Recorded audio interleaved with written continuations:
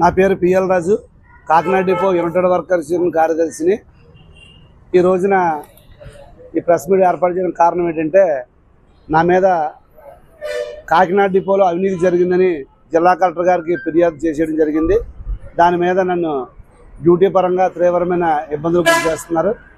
గతంలో వేసిన చార్ట్ ఏదైతే ఉందో ఆ చార్ట్ ఎంటీడబ్ల్యూ యాక్ట్కి విరుద్ధంగా డ్యూటీకి 9 గంటలు ఉండాలి రెస్ట్, కానీ ఆ విధంగా లేకపోవడం వల్ల డ్రైవర్లు తీవ్రమైన ఇబ్బంది పడుతున్నారు.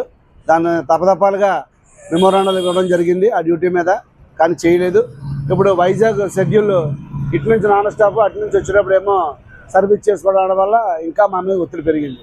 ఈ స్త్రీశక్తి పథకం వచ్చిన తర్వాత మా డ్రైవర్లకి, కండక్టర్లకి, మెకానికల్కి పని భారం చాలా పెరిగింది.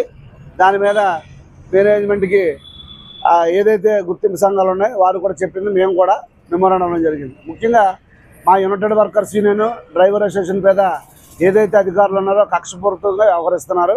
కేవలం మేము ప్రశ్నిస్తున్నామనే ఉద్దేశంతో ఈ విధంగా జరుగుతుంది.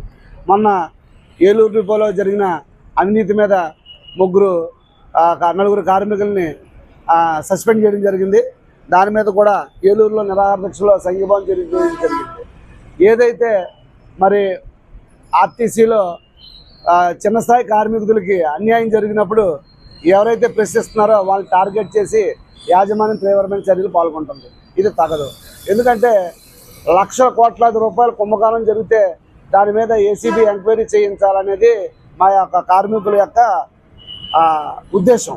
దాన్ని పరిగణలో తీసుకోవాలని కూడా మేము కోరుకుంటున్నాం. అలాగే ఈ కాకినాడ డిపోలో ఈ 2023లో వచ్చిన డిఎం, డిపిటి వాళ్ళు ఇద్దరు కూడా మమ్మల్ని తీవ్రమైన ఇబ్బందులకు గురి చేస్తున్నారు. అలాగే ఈ విశాఖపట్నం నాన్ స్టాప్ డ్యూటీ చేయడం వల్ల ఒక వ్యక్తి 2 కిడ్నీలు పాడైపోయాయని దాని మీద అతనికి డ్రైవర్ విధులను తొలగించి ఆర్టీ ఉద్యోగం ఇస్తే అతనికి కాకినాడ ట్రాన్స్ఫర్ చేయాలి. మా ఆయన గారు 2 కిడ్నీలకి డయాలసిస్ 2 రోజులకు ఒకసారి చేయించుకోవాలంటే ఆవిడ కూడా కలెక్టర్ గారికి ఫిర్యాదు చేసింది. ఆ ఫిర్యాదు మీద సమాచార చట్టంలో అడిగితే 3వ వ్యక్తి సమాచారం ఇవ్వకూడదని చెప్పి డిపిడిఓ గారు మా యొక్క అప్పీల్ తిరస్కరించారు. అలాగే నా మీద గుర్తింపు సంఘాలతో వాయిస్ మెసేజ్ల వల్ల కాకినాడలో ఇబ్బంది జరుగుతుందనే విషయం మీద కూడా నన్ను 8 నెలలు గోకవరం డిపోకి బదిలీ చేయడం జరిగింది. దాని మీద నా మీద ఎవరైతే ఫిర్యాదు చేశారో వాళ్ళ కంప్లైంట్ కాపీలు ఇవ్వమంటే 23 మంది యొక్క కాపీలు కూడా ఇవ్వడం జరిగింది.